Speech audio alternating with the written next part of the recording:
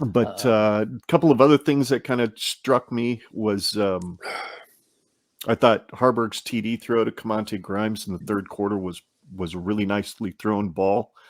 But then that interception he threw, he was the only one to throw an interception in the game, which I think is a good thing. I think it's a good thing that the only interception was thrown by one guy. So that's cool. But it was a really bad decision. So it was. I'm guessing we're gonna have one heck of a quarterback competition going into fall. I don't know if you guys saw that, Thompson, as much as we couldn't see what he did, Scott, because he was kind of coming the other direction. So we really couldn't see some of those throws he made until I watched the video today. I was like, oh, shoot, that first throw he did, for 10 yards? Rifles. And he was double first coverage. Play of the game to Borkrich. Double coverage and puts it exactly where it had to be that the two guys weren't. So that was impressive. His only incomplete pass was to Alontae Brown, and it was underthrown pretty badly. But I mean, he only threw the ball 4 times. Four times. I wish we could have got to see him more. They were really worried about health. I think they were worried about just making sure dudes got a few reps, got in front of the crowd, and then got him out of the game and got those younger kids a lot more experience. And I think which was important. I also feel. Go ahead. Oh, I was just going to say, and I do think that another part of that was that our coaching staff probably wanted to keep their cards really close to their chest and not give Northwestern any sort of useful film to study about Thompson before going to Dublin. Was that what you were going to say? Exactly. I was going to be like, they just didn't want to give that confirmation of who our starter is or really give into that feed. They really wanted, since we have this big talk of who our quarterback is or who we're going to even settle on, you might as well leave that mystery up until August 27th. And that's all it is. I completely, you're exactly right. And the fact that Mark Whipple wasn't even calling the plays yesterday. I was surprised about that. He had 2 graduate assistants calling the plays. And if I understand, I don't know if his son does work with him, with the quarterbacks. I don't know if he's considered a GA or if he's an analyst. I'm thinking he's a GA because he's working directly with the players. So maybe it was Whipple Jr. that was calling the plays yesterday. Well, I mean, you'd still see him there, like making notes or whatever he was in that little notebook that he had going in front of him. And so, I mean, I didn't know if he was maybe critiquing or wanted to see what his assistants wanted to do or his staff around maybe providing feedback. Like one of the he was on.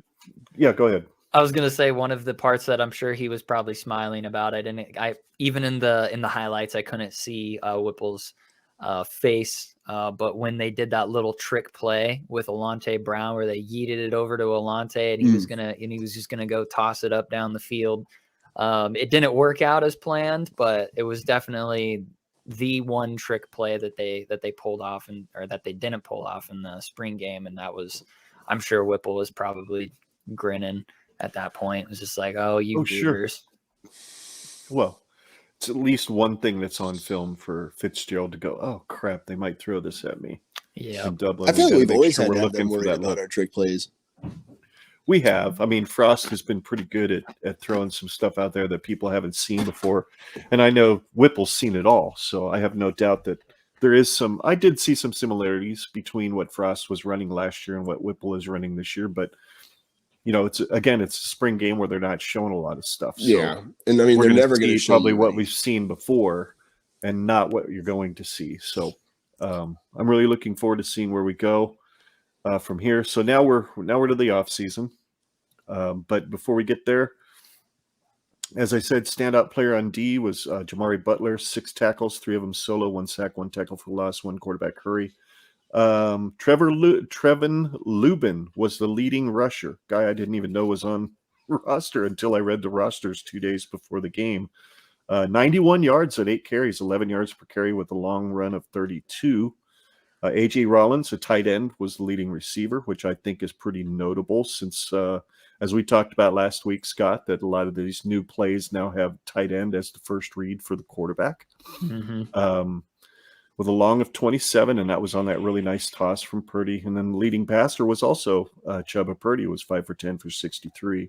Really? With that long of 27 to Rollins. So, and then Grant Taggie, Jerry Taggie, the guy that led Nebraska to their first national championship back in 1970, was the leading tackler with 8, 4 of them being solo tackles. So that's just kind of some overall thoughts on the spring game. Scott, last episode, we did some players to watch and some players that we thought were going to excel. Yes. Let's take a look at how they actually did here real quick. On offense, I had a player to watch for me was Anthony Grant. I probably should have picked him to excel because he had 6 rushes for 71 yards, 69 net yards, 1 touchdown of 60 yards, and 11.5 yards per carry, and 1 reception for 15 yards. He showed pretty good hands on that. So your offensive player was Yant, right? Yep. And Yant, like I said earlier, or maybe I didn't say it. Oh, my wife just let the dog in the bedroom. It's like, what was that noise? It's all good. Yeah, Yant looked good overall. He seemed to be more explosive, and you can definitely tell he has slimmed down a bit, but he just still looks pretty intimidating with his size. And I do think that he will do some good things this year. And if there's one takeaway that I have with him playing mostly in the first half, and not necessarily seeing full contact for most of the spring game, is that going into next year, I think he's going to probably play with a chip on his shoulder, knowing that his bad habits from last year really did hinder his ability to be useful, play in, play out. And I really wouldn't be surprised if he is in constant rotation with Johnson and Grant. And like I said, just in relation to earlier, the reason why I think that is because of what he did near the end of that second quarter with that effort that he showed going to the goal line. That was just a small, tiny little nuance. But it was just enough for me to go, I think he wants to be everything that he could possibly be for this offensive squad. And so I'm glad that I picked him as a player to watch, because when I watched him, I liked what I saw. Yep. 11 rushes, 29 yards, averaged just under 3 yards per carry. I think that yards per carry would have been a hell of a lot bigger, and he would have had a lot more yards if they were actually playing tackle football in the first half. Yeah, because he would have tacked on at least 2 more yards after contact, because he would have dragged those guys with him.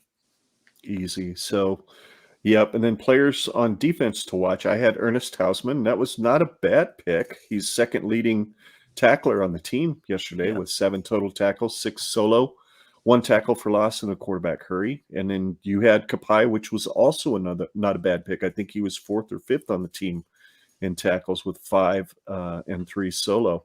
Any comments on those? Not really, because I think it was mostly, well, my initial impression when we were at the game was that it seemed like a defensive showcase, but rewatching the highlights, there was definitely more to be seen on the offense than I had previously had the impression of.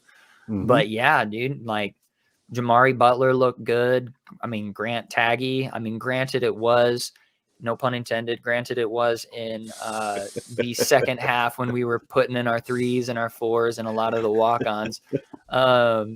Yeah, we had Grant, Taggie, Ernest Hausman, Mekhi Bayer. I mean, he racked up 7 total. Yep.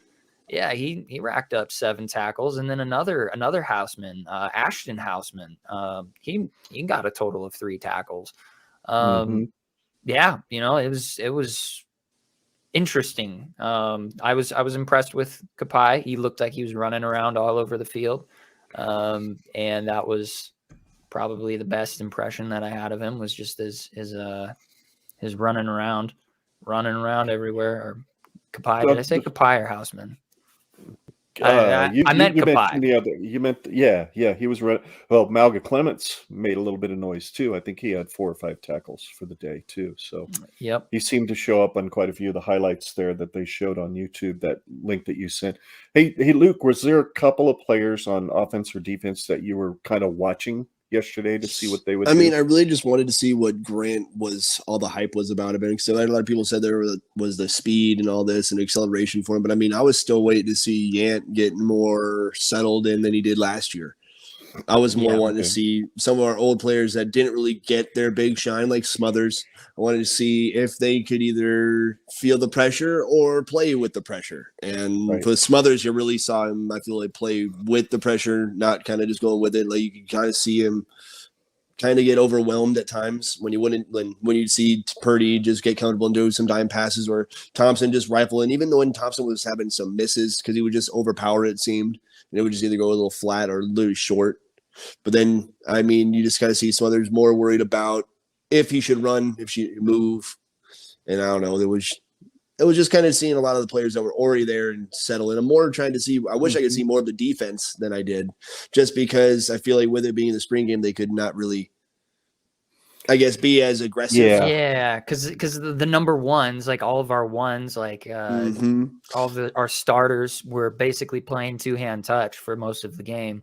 So we really didn't get to see a full defensive showcase. And whatever we did get to see that was impressive was really in the second half, which was our 2s and our 3s and our 4s really running the show out there. And that's why I feel like can't interpret that.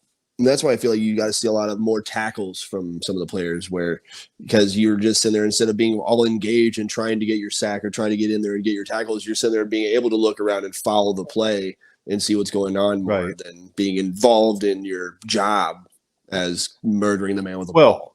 There's that, to your point, Luke, you're making an excellent point, because if you look at the video on YouTube, that it's like a 25-minute long deal where they show a lot of the big plays of the game. There was the Camonte Grimes catch for a touchdown where he fingertips it and it pops out of his hand and he grabs it. Miles Farmer was right there and ready to light his ass up. Oh, he would have gotten just have lit his ass up if it weren't for the fact that they're there to take care of each other as players. They even had that on punt returns where they wouldn't do call the fair catch, and they just sit there and catch the ball and then take off for like 15 yards. It's like, what are you running for? There was 5 people ready to murder you. You wouldn't be standing if you didn't. He just did it for finesse points, I suppose. Yeah. Tommy Hill, when he took that back for, like 10, 15 yards, just style points. Tommy Hill's I think Tommy Hill was trying to make up for the fact that he couldn't catch Anthony Grant, because that's who was trailing him and damn near stumbled and fell trying to catch him. So I think he was maybe making up for it a little bit there.